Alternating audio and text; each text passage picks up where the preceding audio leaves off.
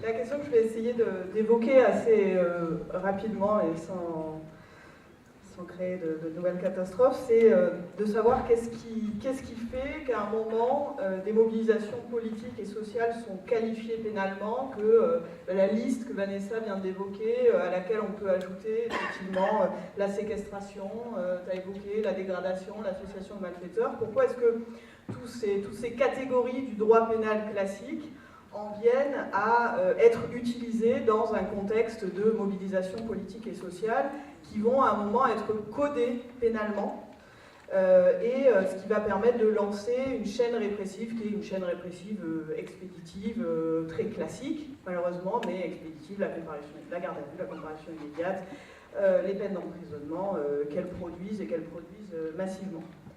Et souvent la réponse qui est donnée à ça, c'est la justice est aux ordres. Et ce que je voudrais dire aujourd'hui, c'est sur quoi je voudrais peut-être faire un point, c'est essayer d'affiner un petit peu cette question de la justice aux ordres. Parce que la conviction que j'ai et qu'on peut avoir nous au syndicat de la magistrature, c'est que on se trompe si on imagine un ordre explicite du pourvoir de la manière d'une sorte de consigne verticale imposée par l'exécutif à l'autorité judiciaire. Mais qu'il y a un intérêt à réfléchir à cette question de l'ordre de manière un petit peu différente, en décalant la chose, en disant le problème que ça pose, c'est le constat d'une justice de l'ordre public. Et quand on parle d'une justice de l'ordre public plutôt que d'une justice aux ordres, ça permet d'éviter cette distinction qu'on fait entre la répression des militants et la répression dans les quartiers populaires, par exemple. Et ça permet, finalement, peut-être un peu à l'inverse de ce que tu viens de dire, mais je sais que ta défense de la justice politique est ambivalente, nécessairement ambivalente. Ça permet aussi de réunir dans la question du comment, après, et de la riposte, d'une certaine manière, une façon d'identifier en quoi cette justice de l'ordre public est une justice profondément inégalitaire, profondément violente, effectivement, et comment essayer d'en sortir. Alors pourquoi est-ce que je parle de justice de l'ordre public plutôt d'une justice aux ordres? C'est parce que, de fait, les objectifs qui sont assignés au traitement pénal des manifestations sont des objectifs qui ne sont pas tant donnés dans un coup de fil, encore une fois, cet ordre vertical, que dans tout un climat de déclaration politique générale, de déclarations politiques répétées. Enfin, en fait, si on regarde chaque manifestation, si vous regardez avec passion les débats parlementaires, les questions au gouvernement qui vont suivre une manifestation, je vous invite à le faire, c'est vraiment extraordinaire. Vous allez avoir toujours ce moment dans lequel le gouvernement va prendre la parole pour dire il faut une réponse ferme face à ces actes scandaleux, etc. Bon, d'ailleurs, franchement, c'est vraiment un marronnier du parlementarisme intéressant. Et donc un climat, des déclarations publiques répétées qui rappellent à l'ordre, mais qui rappellent à l'ordre toute la société sur ce qu'est le danger. Quand Manuel Valls dit qu'une chemise déchirée, je ne sais plus quel était le propos qu'il a utilisé, mais enfin, ça rappelle à l'ordre en réalité la magistrature tout autant que le citoyen et la citoyenne. Un climat qui est aussi un climat informationnel. Et là-dessus, je pense que c'est important aussi de dire effectivement quel est le rôle que peut jouer la mise à disposition de certaines catégories d'informations. Si vous prenez la classe sociale des magistrats, qui est très homogène, et si vous essayez d'identifier quel est leur degré de connaissance de l'existence de violences policières au sein des manifestations actuelles ou passées, je pense que vous constaterez un degré d'information très faible. Parce que en fait c'est dans certains réseaux, via certains réseaux qu'on peut avoir connaissance de ça et qu'inversement on va avoir cet élément-là. Alors c'est pas pour disculper qui que ce soit hein, que je dis ça, c'est simplement pour essayer d'identifier aussi ce qui fait que le climat va être propice finalement à l'appréhension de la manifestation comme ce haut lieu de violence qu'il faut réprimer absolument. Et puis ce qui va définir de manière très claire cette justice de l'ordre public, c'est en réalité le lien entre la police et la justice. Or, ce lien entre la police et la justice, il est très déterminé par les structures de l'action judiciaire. Les structures de l'action judiciaire aujourd'hui dans un parquet, c'est la prééminence d'un système de travail qui est un système qui s'appelle le traitement en temps réel. C'est ce qui fait qu'en fait, la police place en garde à vue, appelle, informe le procureur de la République, c'est une obligation du Code de procédure pénale, de l'existence de cette garde à vue, et que l'urgence dans le tribunal, c'est de déterminer la suite qui sera donnée à cette garde à vue. Et donc on voit bien, si on réfléchit à ça en termes de robinet, quoi, en gros d'entrant d'une certaine manière, que c'est la police qui va faire le choix à la base. Et le choix de la police, le choix du menaçage, puis de la garde à vue massive, le choix de qui est placé en garde à vue, où, quand, comment, et comment est-ce qu'on donne l'information à la justice, va être déterminante sur comment est-ce qu'on impose le rythme et comment est-ce qu'on impose la politique pénale. Et par ce biais-là, et ce biais-là, je connais aussi de l'intérieur, c'est un peu notre intérêt au syndicat de la magistrature, c'est qu'on voit en fait des gens qui vous disent « oui, vous ne vous rendez pas compte, on a, par exemple, en ce moment à Paris, de plus en plus d'appels. La police ne cesse de nous appeler. Et donc, puisque la police cesse de nous appeler, c'est bien le signe que la délinquance est en hausse de manière générale et qu'il faut une réponse plus ferme. »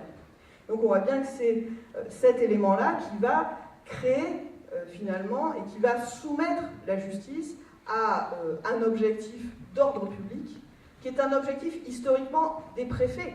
C'est le préfet qui est chargé de l'ordre public, des questions sanitaires, même des questions, etc. Mais ces objectifs préfectoraux vont clairement déborder et devenir des objectifs pris à leur cause par le service de la justice. Et on le retrouve avec une volonté de vider la rue des indésirables, de dissuader, de déstabiliser, et ça vaudra dans le cadre des mobilisations par l'utilisation, le recours par exemple à des contrôles d'identité, à des vérifications d'identité qui vont avoir pour objet assumé d'empêcher les personnes de se rendre sur des lieux de mobilisation. Si vous relisez le rapport parlementaire qui a été fait après Rémi Fraisse, après la mort de Rémi Fraisse, vous y verrez François Molins, procureur de la République de Paris, assumer ouvertement le fait qu'il utilisait des contrôles et des vérifications d'identité qui n'avaient pas d'objet simplement pour empêcher les personnes de se rendre. Le nouveau procureur de la République de Paris a carrément fait une note, note interne dans laquelle il assume ça. Et on voit que cette logique du territoire, qui est la logique préfectorale à la base, est intégrée dans les pratiques judiciaires, qu'elle est intégrée dans cette idée qu'il faut mettre à distance, et je te rejoins Vanessa quand tu évoques effectivement au-delà des peines de prison, ce qui est assez effrayant finalement dans la répression actuelle, c'est de voir à quel point l'utilisation de l'interdiction de Paris, Paris ou toute autre ville selon le lieu de la répression, mais de l'interdiction de séjour, de l'interdiction de paraître, va être de l'ordre de l'automatisme, de la même manière que la question de l'interdiction de manifestation, alors qu'on voit bien qu'il y a là une liberté fondamentale et que lorsque la question c'est un outrage rébellion versus une liberté fondamentale, qu'il y ait une répression, après ça se discute, je veux dire, mais c'est voilà, une infraction pénale, bon, c'est un système, mais qu'il y ait l'utilisation, le recours à une telle mesure qui paraît qui paraît indolore face à la prison, c'est là qu'il y a une vraie question. Et quand je disais que la distinction entre répression des militants et répression des quartiers populaires doit être qu'il faut en sortir, on peut aussi en sortir en voyant combien est-ce qu'il y a une logique commune entre cette intégration des logiques préfectorales dans les mobilisations sociales et l'intégration de ces mêmes logiques dans la justice pénale classique. Si vous allez en comparaison immédiate à Paris actuellement, et dans le cadre de la mobilisation des Gilets jaunes, c'est intéressant parce qu'on voit dans le public, en réalité, il y a des nouvelles personnes qui viennent assister à ça. Et bien, vous verrez des gens qui sont là pour des ventes à la sauvette. Vous verrez des personnes qui sont en général de nationalité étrangère, pauvres, à la rue, qui sont poursuivis pour des infractions de l'ordre public, des infractions de rue, de la délinquance de rue, de survie souvent,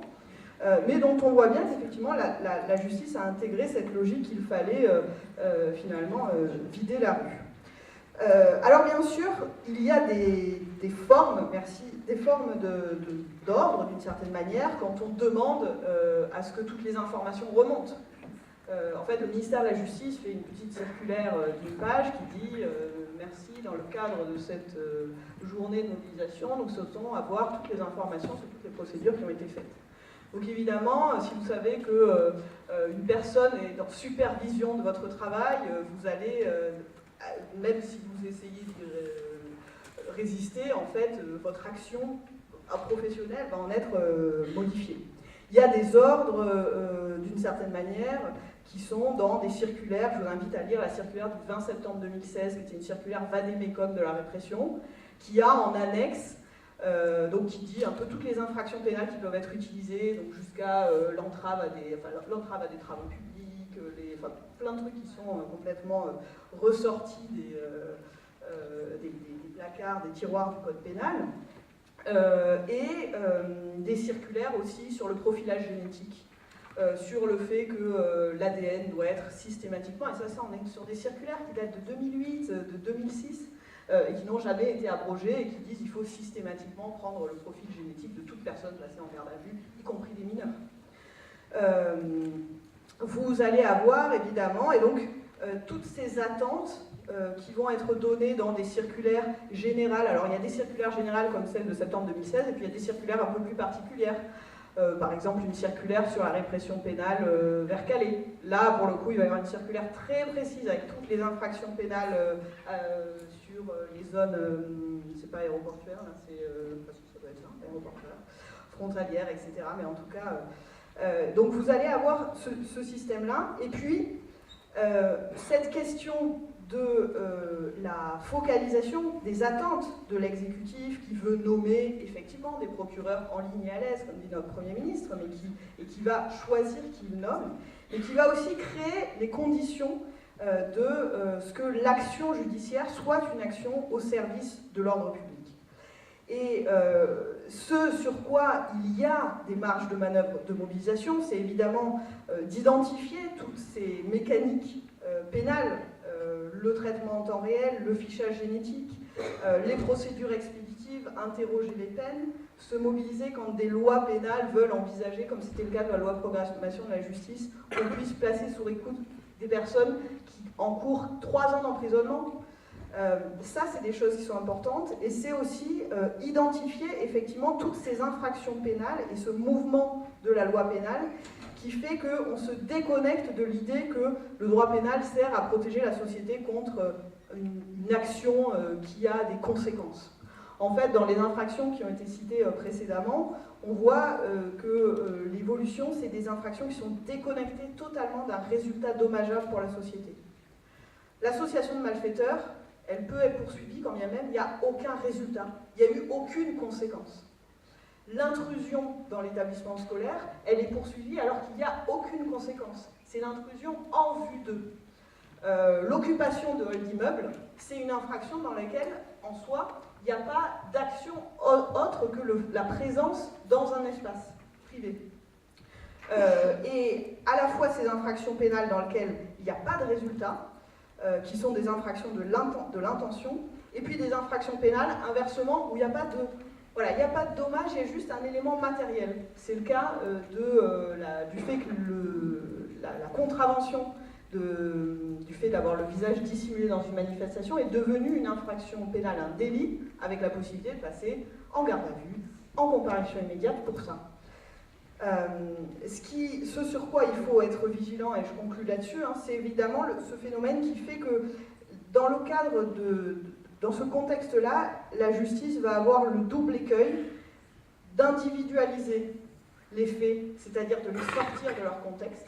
Et c'est un peu le propre du droit pénal, d'individualiser. Mais à la fois de les collectiviser et de rendre responsables tous pour